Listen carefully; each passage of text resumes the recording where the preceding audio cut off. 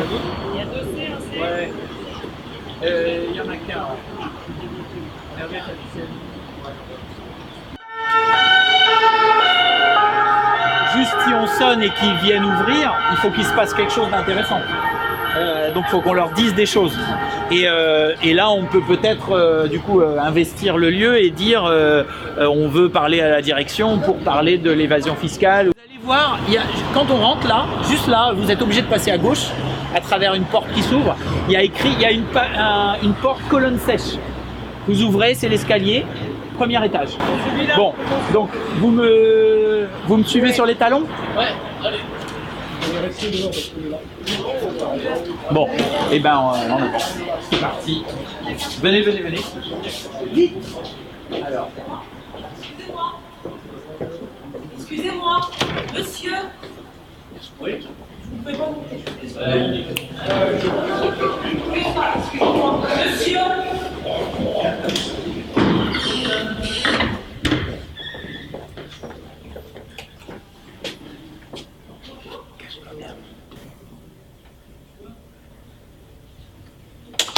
Bonjour monsieur. Bonjour. Je viens vous demander au nom de la France Insoumise ce qu'il en est en fait des poursuites contre Hervé Falciani.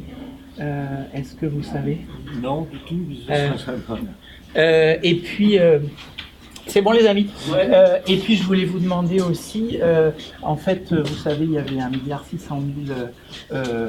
euros qui étaient dus par la banque à l'État français au titre de l'évasion fiscale organisée. Attendez, je vais me pousser parce que les amis, nous sommes invités à la HSBC Business.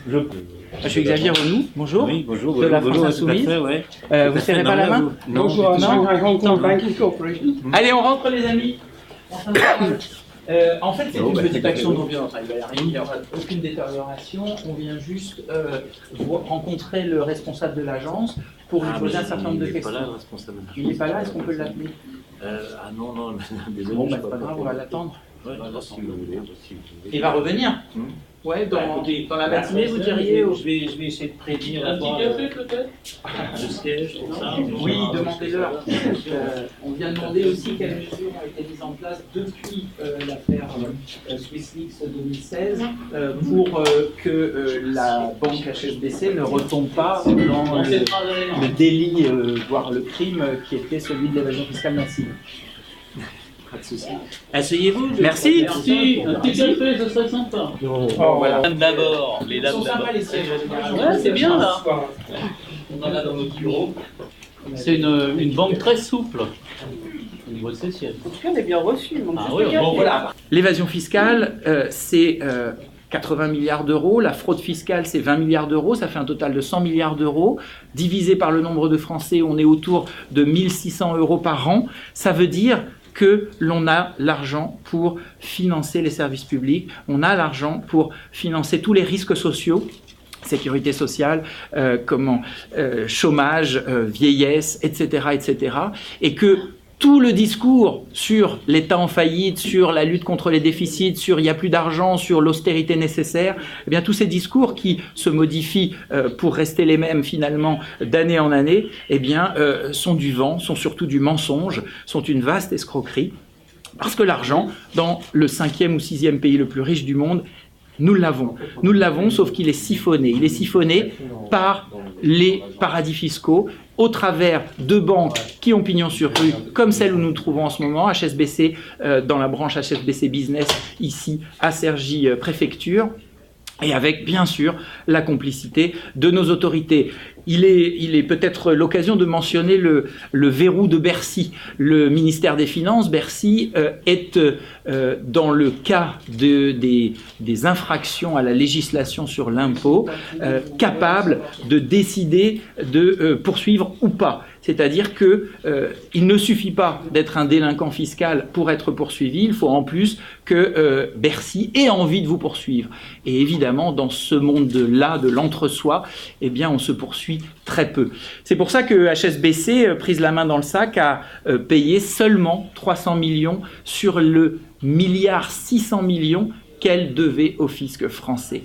On est donc Elle est donc redevable d'1,3 milliard. C'est une fortune colossale pour une seule affaire, celle de HSBC. Si on s'intéressait en plus à la Société Générale, à la BNP, au Crédit Agricole et à de très nombreuses autres institutions financières, on mettrait la main sur des masses financières colossales. Ces masses financières qui manquent aujourd'hui à la transition écologique, à la relance du service public, à une vraie politique de redistribution de la richesse et de réduction du temps de travail dans ce pays. On attend la rencontre avec les responsables de l'agence. Je vois le monsieur qui est revenu. J'interromps. À tout à l'heure. Ce sont que des bureaux, en fait. Oui, il n'y a pas d'argent. Vous n'avez pas d'argent? Ce sont que des bureaux commerciaux aussi. Ah oui? C'est pas mieux qu'on imagine bien sur ce sujet-là. Donc on n'a pas tout ça. Donc là, on essaie de voir si quelqu'un peut se... Quelqu'un qui soit au fait de... Mais il est clair qu'ici, là, il y aura plus, je ne sais même pas s'il y aura quelqu'un dans la journée. Quoi. Je ne peux pas vous dire. Quoi. Ici, ce sont qu'un bureau, quoi, pour c'est tout, avec des employés tout à fait lambda. Et qui est le responsable de l'agence? Ah bah, là, je ne sais pas. Il n'y a pas de responsable. Vous êtes c'est l'autogestion. Non, tout à fait, bien sûr. Non, mais c'est plus compliqué que ça. C'est en autogestion, HSBC. Il y a forcément Oui, quelqu'un qui tout est à fait, responsable de mais ceci. pas ici, quoi, pas ici. Ça, malheureusement, je ne peux pas vous en dire plus. Moi, je suis juste employé, je ne peux pas vous en dire plus. Bah, qui est la personne qui fait? Vous rayonnez quand même sur un secteur. Mais non, pas là-bas. Au moins qu'on ait les informations sur le secteur sur lequel vous rayonnez.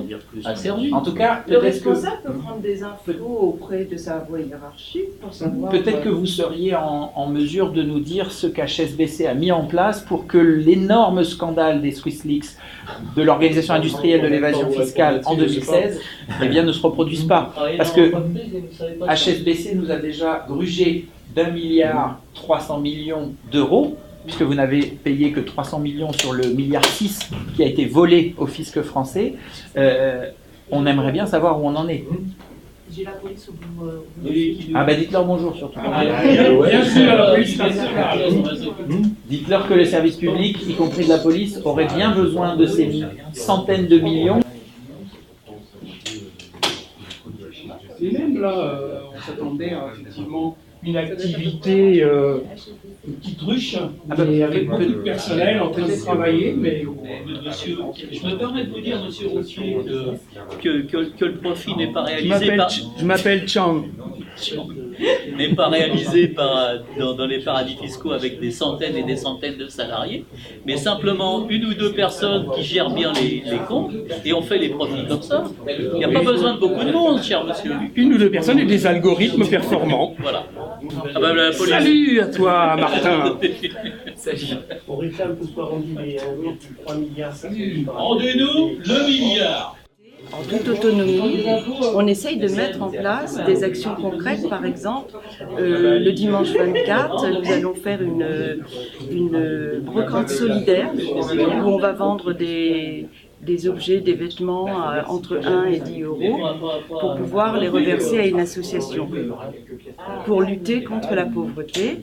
Et depuis 15 jours, nous sommes en collecte. Donc nous avons plusieurs lieux de collecte. Où on collecte.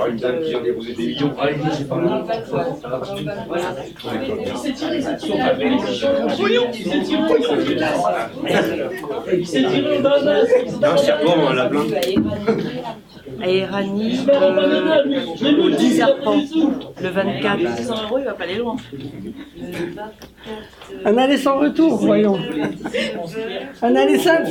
Ils sont plusieurs, donc plaisir. Et donc, On peut leur ouvrir la porte, la police est là. Ils peuvent pas rentrer. ah bah je vais leur ouvrir. Pour montrer qu'on est... On va vous filmer, hein. Bienvenue à la police nationale. Alors, vos conditions de travail déplorables, le manque de moyens dans la police, ça vient d'essayer. Allô? Je crois que c'est les CRS, hein, qui ont la position. Les CRS, c'est là. Oui, mais voilà. Damien s'en occupe.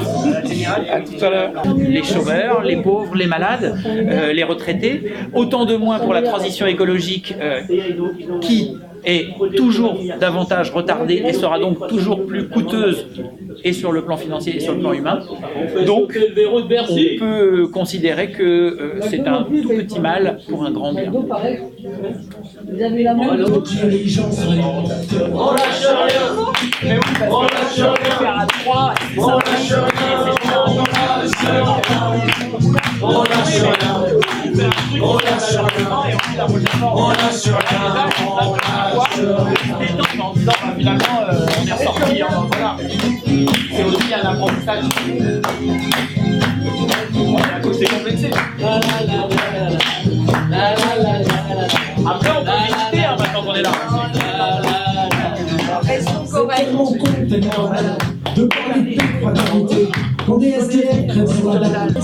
Juste on baisse, il y a Kadour de HK et les saltimbanques qui veulent. Alors ouais.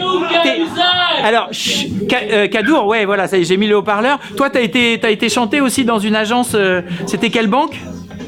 La BNP, la banque qui nique la planète. Ouais, la BNP, la banque qui nique la planète. Bah là c'est HSBC nous qu'on a visé. C'est le même problème en fait. Bah écoute, ouais, de toute façon, voilà, c'est ça, il faut être tôt et puis multiplier les bastons et puis ouais, c'est bien, désobéissance, encore et toujours, et plus que jamais, quoi. Bon, super.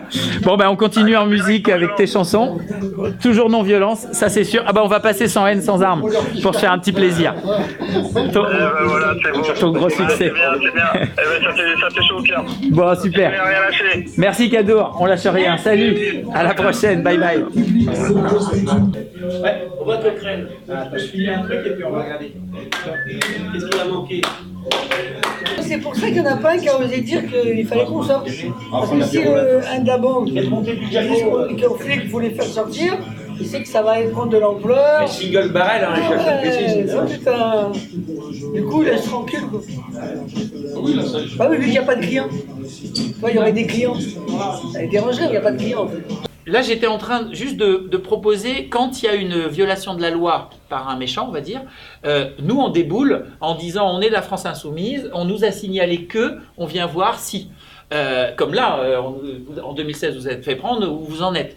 Et ça, ça veut dire pour les travailleurs, pour plein de gens, qu'on ait une sorte d'inspection citoyenne du travail et de l'écologie, parce que la même chose prévaut pour des entreprises qui foutraient en l'air l'environnement autour. On déboule, on dit bonjour, code de l'environnement ça, ou loi ça, ou décret ça, et alors ? Si on déboule illégalement dans une entreprise où ils veulent pas, comme ici, vous voyez, c'est illégal mais c'est vraiment pas bien méchant, on déboule, là on met un éclairage avec les vidéos, etc. Les autres ils sont pas préparés, ils disent des conneries ou ils réagissent mal, bon eux ils ont été cool mais c'est pas toujours le cas, et là on montre qu'on est vraiment dans la bagarre. J'en ai parlé à quelques-uns, mais l'autre fois j'étais invité par des gens à Avignon, et on a à Avignon le bureau de poste central est fermé maintenant le samedi, le jour le plus important pour les usagers, et les horaires du soir sont rognés. Ça ferme à 5h au lieu de 6, au lieu de 7, etc. Et nous, ce qu'on a fait, c'est que le vendredi, on a envahi le truc et on l'a maintenu ouvert jusqu'à 22h30.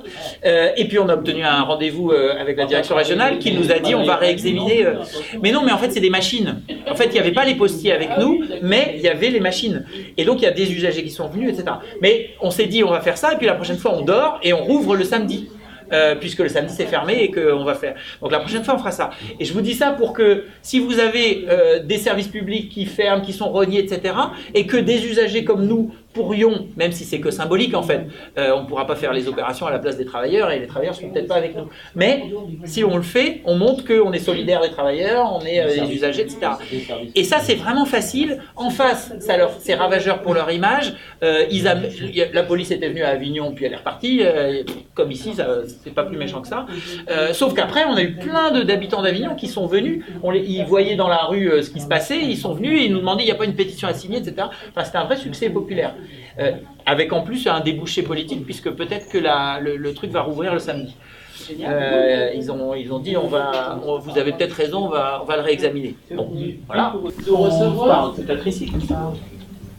Ben, je peux vous recevoir, je sais pas ce que je dois dire, mais je peux vous recevoir, oui. Peut-être pas dans une grande salle comme ça, vous voulez que je vous reçoive dans le bureau? Ben, si tout le monde peut tenir, oui. Si vous voulez tout le monde, on va être un peu court. Oh, il est bien le bureau à côté là. C'est le vôtre là. Si vous voulez. Ouais, il est bon. Oui. D'accord. Laissez 5 secondes pour la palette. Ouais, je t'en prie. Alors, nous avons demandé à être reçus par un interlocuteur de la HSBC. Est-ce que c'est vous qui êtes en quelque sorte mandaté pour nous recevoir? Absolument pas, je suis juste le directeur. D'accord.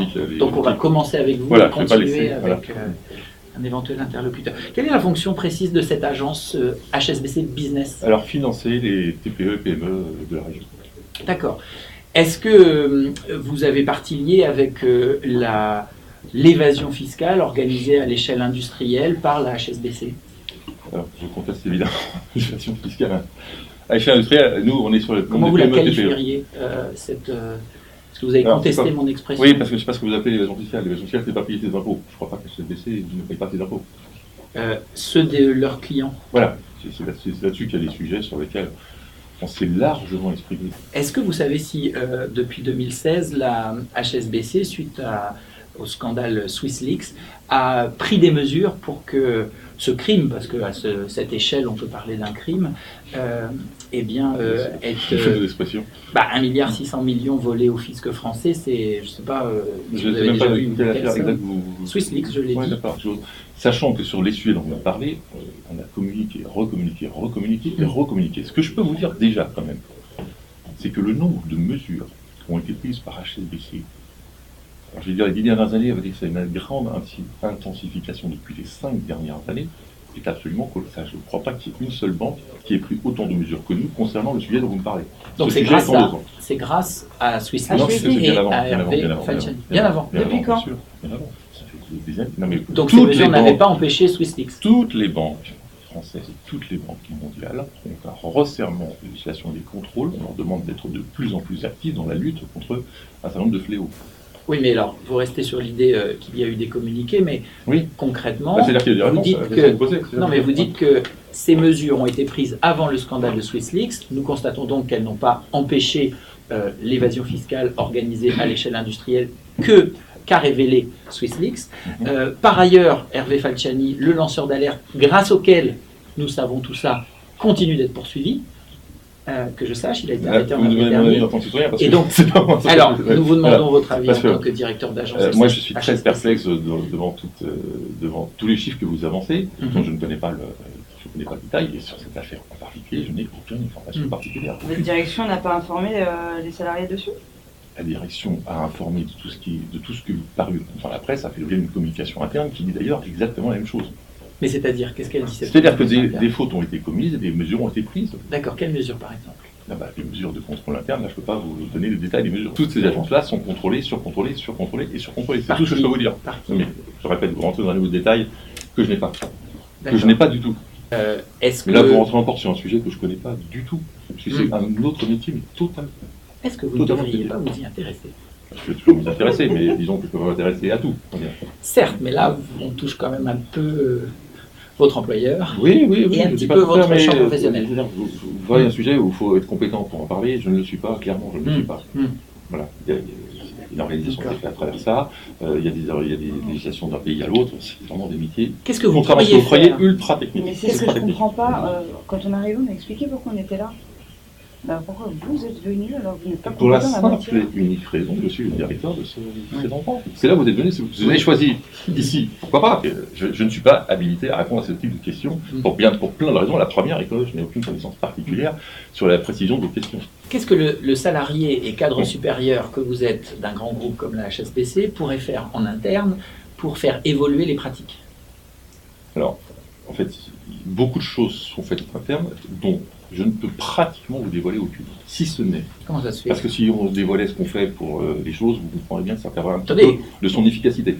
Non, pas forcément. Déjà, si c'est du positif, vous gagneriez en image à le dire. C'est du positif, évidemment. Et puis. Et on le dit. Et on le dit. Ouais. Bien sûr, on le revendique. Bon, voilà. On va. Votre nom, s'il vous plaît? Je vous l'ai déjà donné, Olivier Paris. D'accord, merci.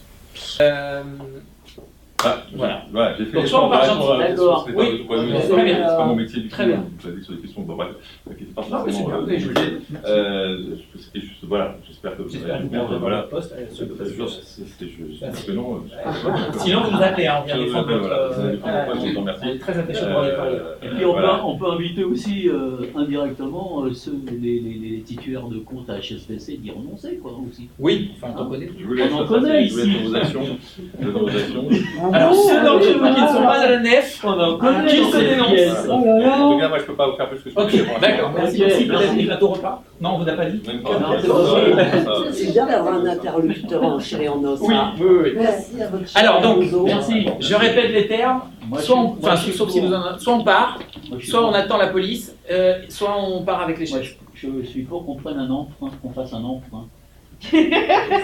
Alors, bah, je sais pas, on passe au vote si tout le monde s'est exprimé. On va voter. Hein. Alors, qui est pour les chaises 3. Qui est pour attendre la police 3, 4, 5. Et qui est pour partir comme ça 1, 2, 3, 4, 5, 6. Ah c'est Alain qui est déterminant. Bon, ben on s'en va. Ok, en tout cas, là, on est d'accord pour prendre congé de ces messieurs. Merci beaucoup, au revoir, bonne journée, excusez-nous du dérangement. À bientôt, j'espère. Résistance! Fermez les paradis fiscaux, nom de Dieu! Stop à l'évasion fiscale des riches! Rendez l'argent! Allez Manu au boulot, récupère l'évasion fiscale. Allez Manu au boulot, récupère 80 milliards d'euros.